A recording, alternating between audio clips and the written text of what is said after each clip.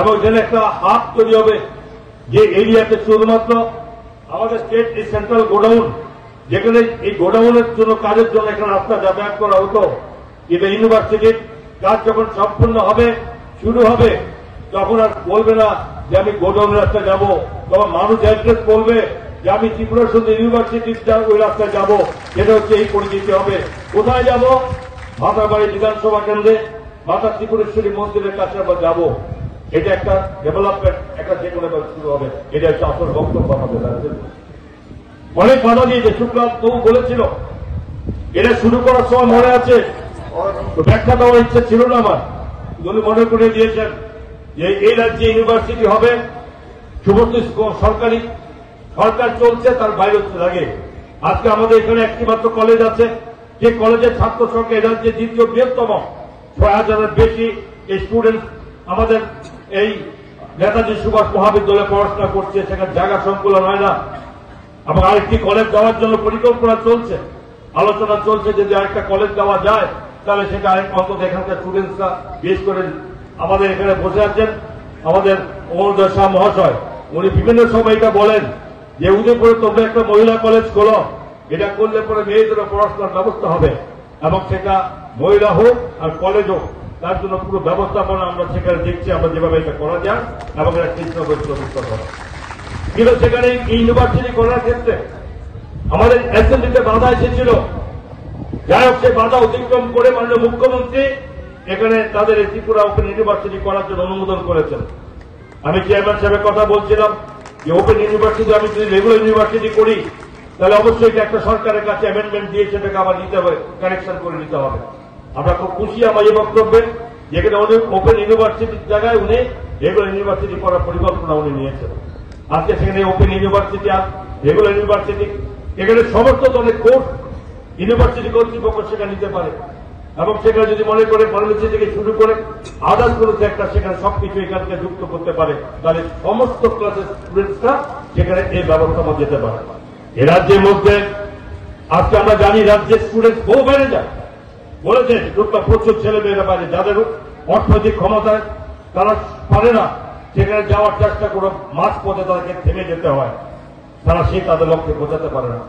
আমাদের উদ্দেশ্য হচ্ছে রাজ্যের প্রতিটা ছেলে মেয়ে এডুকেশন রেটকে বৃদ্ধি করতে গেলে এবং প্রত্যেকে এই পড়াশোনাতে শিক্ষার দিকে তাদেরকে যুক্ত হতে হবে।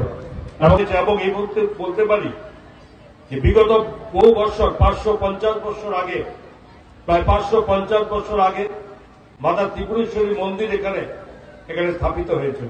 সকলে জানি লিটারেসি অফ রেট, এডুকেশন রেটের মধ্যে এই পর্যন্ত এখনো ১৩কে আমরা ছাড়িয়ে যেতে পারিনি।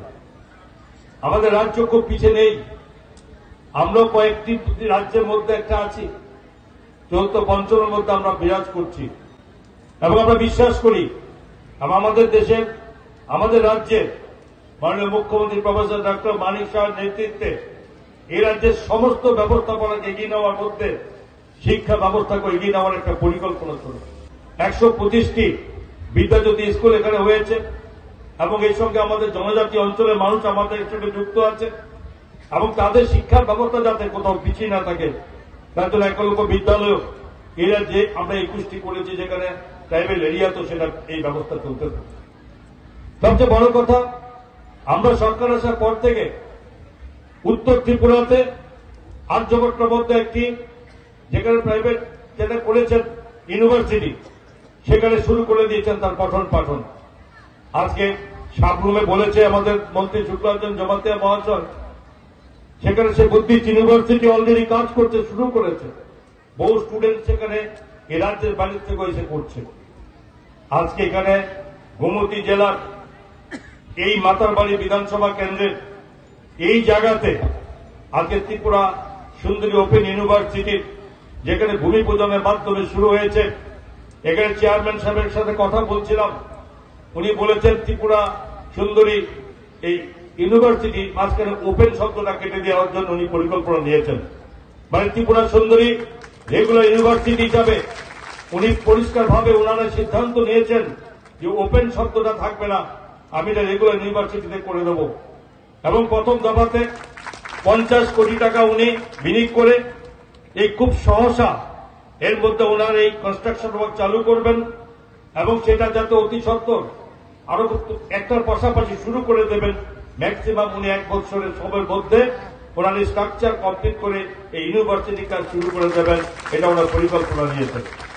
এবং ওপেন ইউনিভার্সিটিতে কি হবে, সেখানে কলেজ ইউনিভার্সিটি না এই মাতারবাড়ি বিধানসভা কেন্দ্রে ওপেন ইউনিভার্সিটি এর আগে সেখানে আরো কিছু পরিকল্পনা, মাতা ত্রিপুরেশ্বরী মন্দির থেকে শুরু করে ওপেন ইউনিভার্সিটি এখন রেগুলার ইউনিভার্সিটি হতে যাচ্ছে।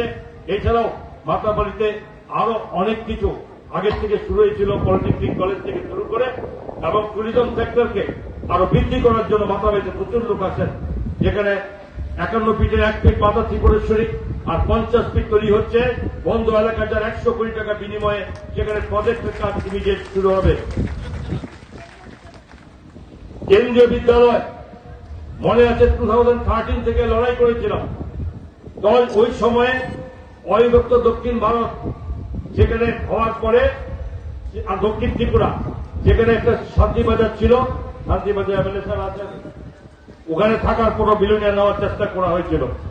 আমি তখন প্রথম এমএলএ হয়েছি, আমি এবং শিলচরে গিয়ে বারবার আমার প্রতিবাদ করেছি, শিলচরে যেখানে এই কেবিকে তাদের ইনস্টিটিউশনে গিয়ে, সেখান থেকে গিয়ে আজকে আমাদের ভারতবর্ষের প্রধানমন্ত্রীর নেতৃত্বে এবং রাজ্যের মাননীয় মুখ্যমন্ত্রীর নেতৃত্বে ইমিডিয়েট আজকে সেখানে স্যাংশন হয়েছে। আগামী এপ্রিল মে থেকে এখানকার কেন্দ্রীয় বিদ্যালয়ে পড়াশোনা শুরু হবে, আপাতত পলিটেকনিক ইনস্টিটিউশনে শুরু হবে এবং সেখানে সিআরপিএফ ক্যাম্পের মধ্যে পার্মানেন্ট বিল্ডিং কাজ শুরু হবে। রিজনাল ড্রাইভিং ট্রেনিং সেন্টার আমি যখন পরিবহন মন্ত্রী ছিলাম বন্ধ হলে সেখানে জায়গা সিলেক্ট করা হয়েছে, সেটাও কাজ শুরু হবে, কর্মসংস্থানে ভরাভরি হচ্ছে এবং এই মাতারবাড়ি বিধানসভাতে এছাড়া অনেক কিছু হবে।